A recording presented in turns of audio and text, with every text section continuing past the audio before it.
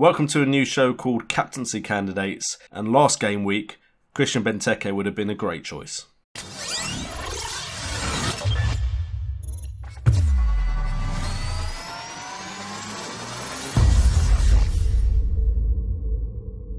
What's up guys, and welcome to JNO United and a new show on the channel called Captaincy Candidates. Should be something that goes on into next season as well, and it is in association with fantasy football pundits. That's right, I've got another association.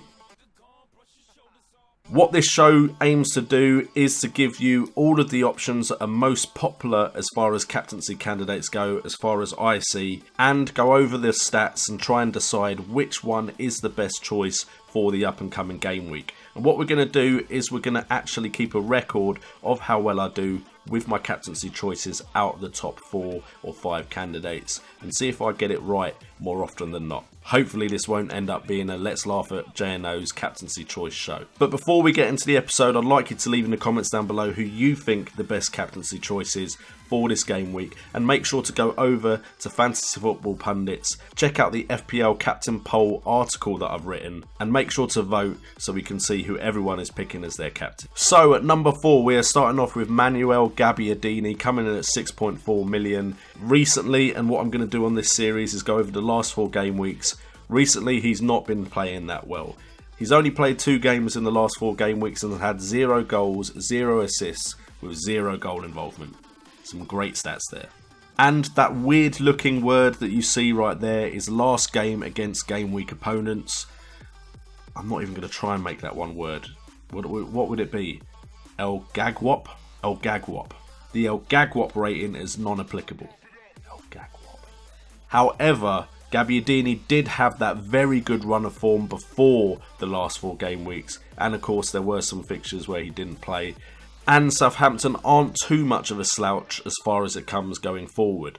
They've recently just scored 2 goals against Chelsea, who did at some point have a decent defence, and before that they've had 6 goals, 55 attempts and 15 shots on target. That is not involving all of double game week 34 though, although usually this show will include the previously gone game week.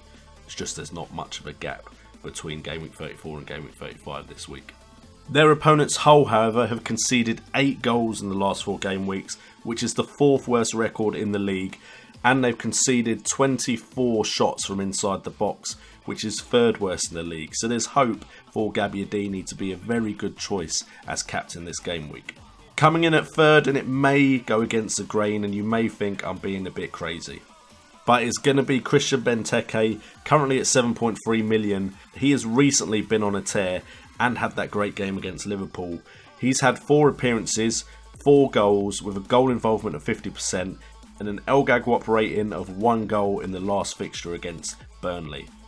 His team at the moment has had 8 goals in the last 4 game weeks, which is the 3rd best in the league, with 56 attempts, 16 of which have been on target, and the opposition, Burnley, have conceded 5 goals in the last 4 game weeks and conceded 40 shots from inside the box, which is the 2nd worst in the league.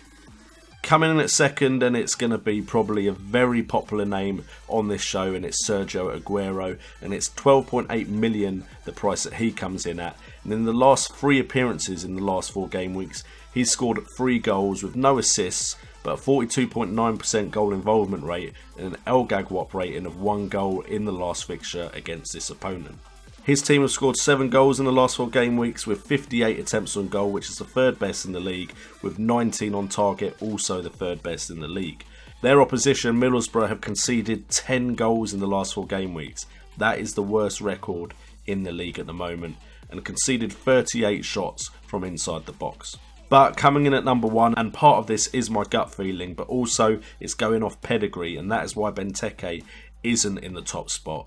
Harry Kane at 11.6 million, as well as Aguero, both have a better FPL pedigree than Benteke.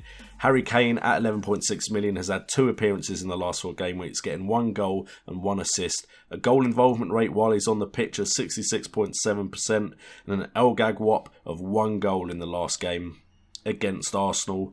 His team have scored 11 goals in the last 4 game weeks. That is 1st in the league, and they're also 1st in attempts at 61 and shots on target at 28, and their opposition Arsenal they do have a slightly better defensive record than all the other teams that I've talked about defensively. They've only conceded 4 in the last 4 game weeks, but they've conceded 25 shots inside the box, and we know Harry Kane likes to score in these type of fixtures, and Spurs really want the win to catch up with Chelsea.